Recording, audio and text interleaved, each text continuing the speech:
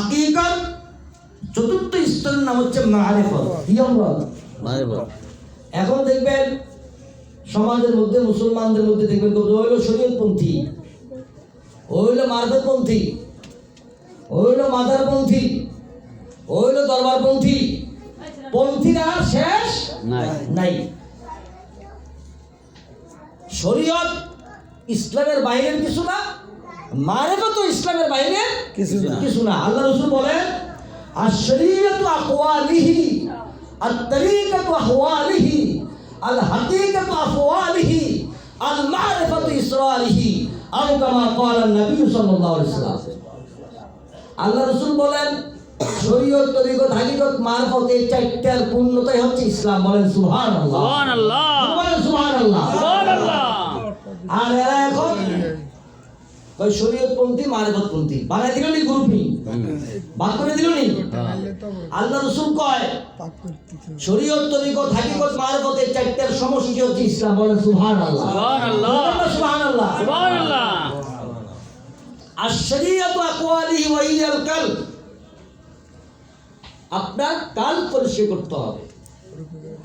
মানুষের পায়ের থেকে মাথার তালু পর্যন্ত 10টা লতিফা, কাল, গুরু, সের, খফি, আকফা, নফস, আর হলো মাটি, পানি, বাতাস, আগুন। কয়টা হলো? 10টা। কয়টা? 10টা। জোরে বলেন কয়টা? 10টা। 10টা।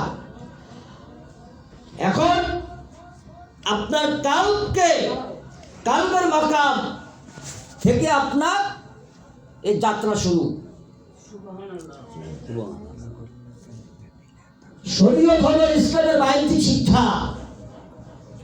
এই শিক্ষা যারা ইসলাম সম্পর্কে বিশেষজ্ঞ তাদের থেকে শিখতে পারেন, যারা ইলমে মারিফত বিশেষজ্ঞ তাদের কাছেও শিখতে পারেন। তবে বলে রাখবেন যারা শরীয়তে বিদ্যান তারা কিন্তু মারিফতের বিদ্যায় বিদ্যান না।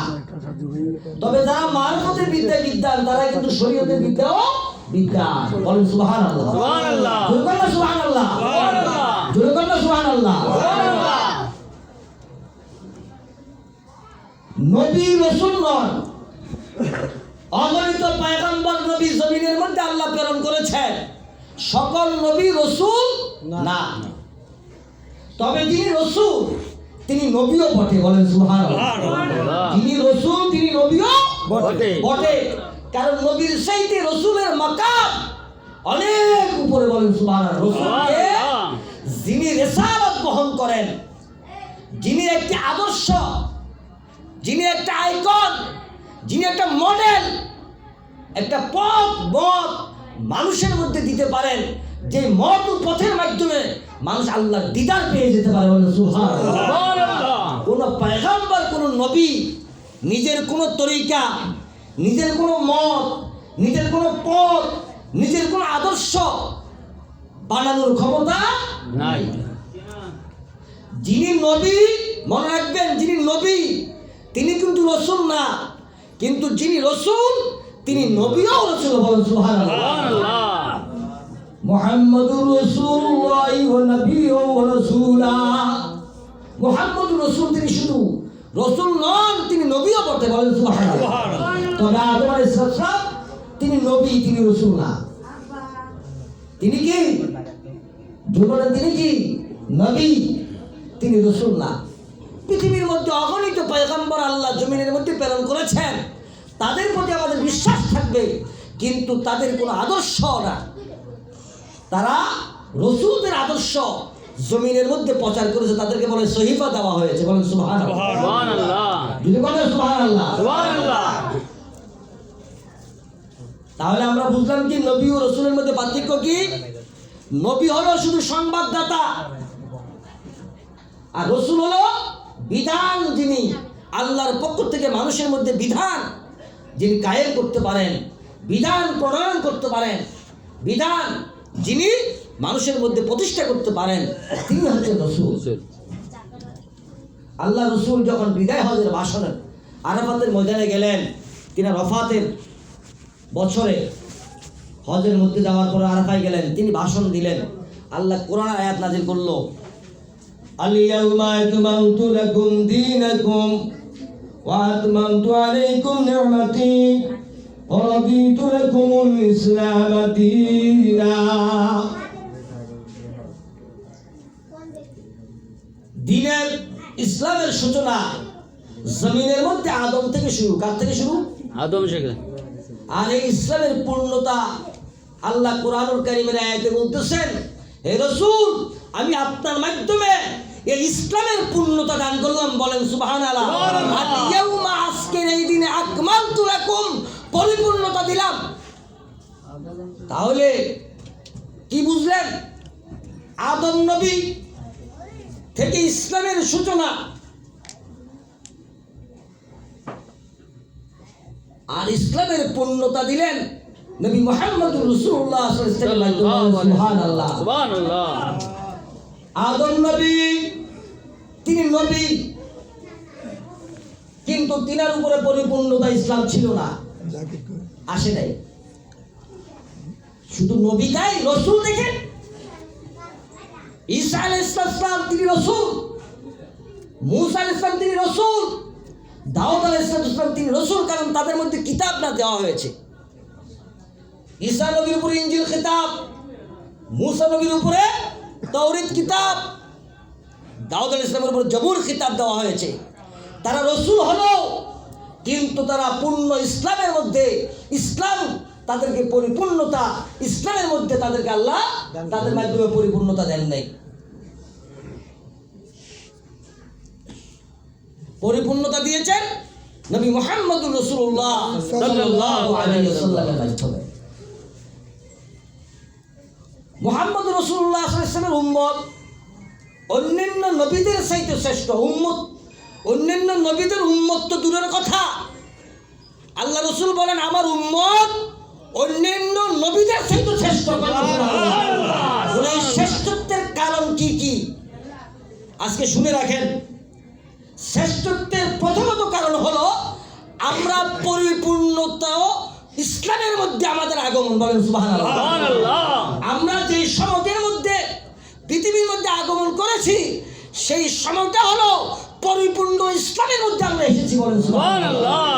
মূসা নবীর উম্মতরা পরিপূর্ণ ইসলামের মধ্যে আসে নাই, কারণ তখন ইসলামকে পরিপূর্ণতা দেওয়া হয় নাই। দাউদ নবী রাসূল বলকে তার উম্মতরা পরিপূর্ণ ইসলামের মধ্যে আসে নাই, যার কারণে তারা শ্রেষ্ঠ নয়। নবীদেরকেও ইসলামের পরিপূর্ণতা দেওয়া হয় নাই, যার কারণে তারাও শ্রেষ্ঠ না। উম্মতে মুহাম্মদের শ্রেষ্ঠ এই জন্য যে পরিপূর্ণ ইসলামের মধ্যে আল্লাহ যখন পরিপূর্ণতা ইসলাম দিয়েছেন, ওই সময়ের মধ্যে আমাদের আগমন। বলেন সুবহানাল্লাহ, সুবহানাল্লাহ। আপনি শ্রেষ্ঠ কেন? আপনার মধ্যে লাইলাতুল কদর আছে। কি আছে? লাইলাতুল কদর। মিন আলফি শাহর বলা হয়েছে।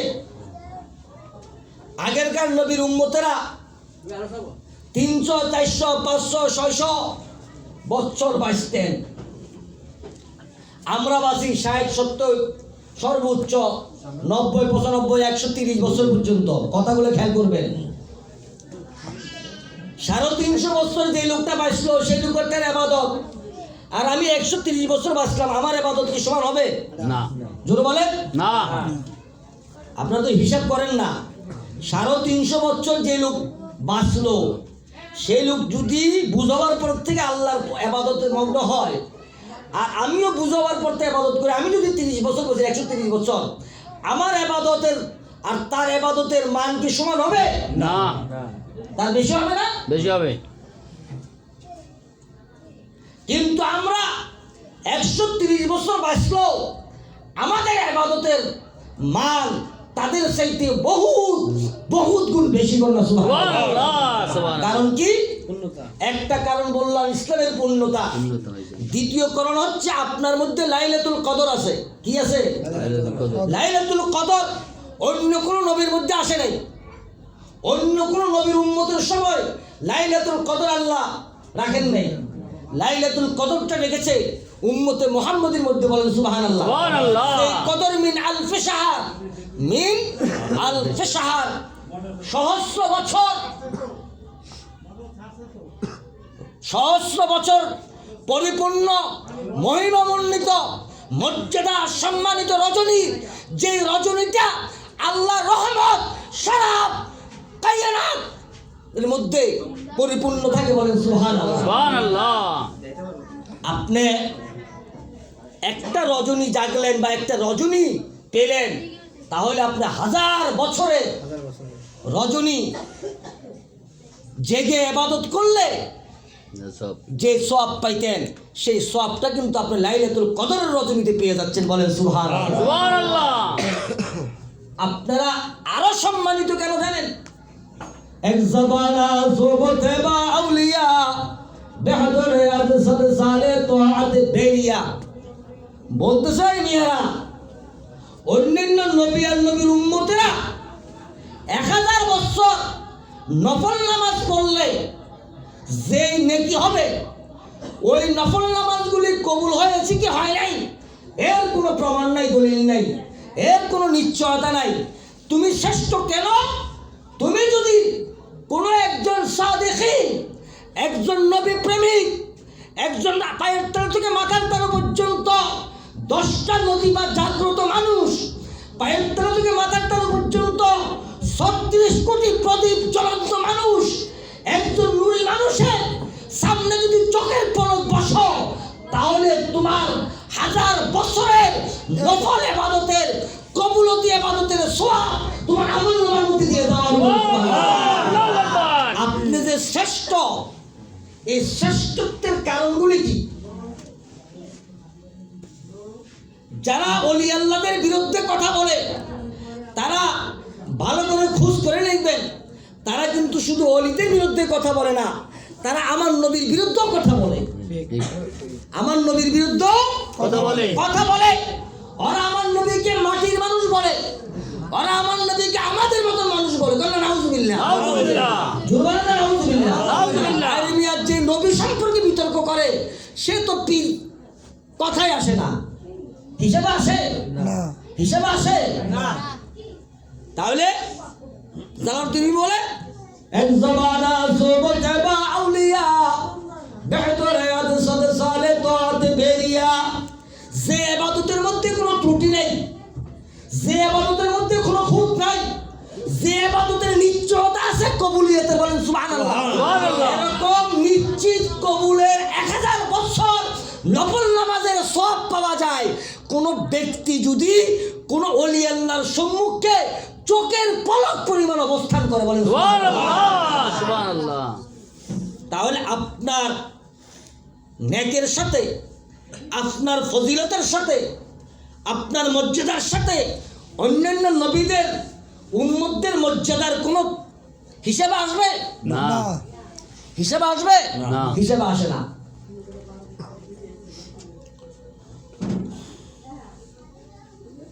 আপনি কেন শ্রেষ্ঠ?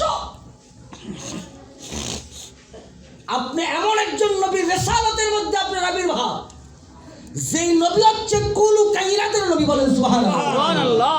যেই নবী সমস্ত নবীদের নবী, সুবহানাল্লাহ। যেই নবী সমস্ত রাসূলদের রাসূল, সুবহানাল্লাহ।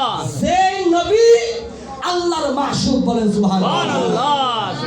যেই নবীর জিকির কে করে? আল্লাহ। বলেন কে করে? আল্লাহ। আল্লাহ আদম নবীর জিকির করে নাই, আল্লাহ মুসা নবীর জিকির করে নাই, করাও না। করো না। আল্লাহ দাউদ নবীর জিকির করে নাই, করাও না। আল্লাহ আমার নবীর জিকির করে, বলেন সুবহানাল্লাহ। সুবহানাল্লাহ। আল্লাহর জিকির যার করে সেই নবীর উম্মত হয়ে আমি পৃথিবীতে আগমন করেছি, এর চাইতে কি শ্রেষ্ঠত্ব আর আছে? না। বুঝে আসে? আসে। বুঝে আসে? হ্যাঁ আসে। তাহলে গুনার কাজ কিভাবে করেন? ঘুষ কিভাবে খান? সুদের বাণিজ্য কিভাবে করেন? অন্যের হক কিভাবে মারেন? জমিন কেন দখল করেন? অন্যের অনিষ্ট, অন্যের ক্ষতি, মানবতা বিরোধী কর্মকাণ্ডে কেন লিপ্ত হন? আল্লাহ তো আপনাকে সম্মানিত করেছে, কাররামনা বনি আদম, সমস্ত আদমকে সম্মানিত করেছে। আর উম্মতে মুহাম্মদী শুধু কাররামনা বনি আদম না, শরফুল ইনসান, খায়রুল ইনসান, উত্তম মানুষ হিসেবে আল্লাহ রাসূল ঘোষণা দিয়েছেন, বলেন সুবহানাল্লাহ। হে উম্মতে মুহাম্মদী, তোমার মর্যাদা তো মুসা নবীর চাইতে শ্রেষ্ঠত্বে, তোমার মর্যাদা তো দাউদ নবীর থেকে শ্রেষ্ঠত্বে, তোমার মর্যাদা তো ইদ্রিস আলাইহিস সালামের শ্রেষ্ঠত্বে, তাহলে এরকম শ্রেষ্ঠত্বের মর্যাদার অধিকারী হয়ে কেন বেবিচারি করো, কেন অন্যায়ের সাথে জড়িত হও, অপরাধে? আর এক শ্রেণীর লোক নিজেদেরকে ইমানদার মনে করে, টুপি দাড়ি পাগড়ি জুব্বা আলেম হালেমান হেলবাটুল্লাহ পরে কি সুন্দর ওয়াজ করে, আর বলে আমার নবী নাকি মাটির মানুষ, আমার নবী নাকি আমাদের মতন মানুষ। বলে নাউজুবিল্লাহ, নাউজুবিল্লাহ। আমার নবী নাকি দেওয়ালের এই পার থেকে ওই পার দেখে না, কি দেওয়ালের এই পার থেকে ওই পার দেখে ওই পার দেখে না। দেখে না। বলে নাউজুবিল্লাহ, নাউজুবিল্লাহ। জোরে বলেন না নাউজুবিল্লাহ। আল্লাহু আকবার, আল্লাহু আকবার, আল্লাহু আকবার। আমার নবী কতটুক দেখে, जहाँ तक है रबूबियत खुदा का, वहाँ तक है नबूवत मुस्तफा का।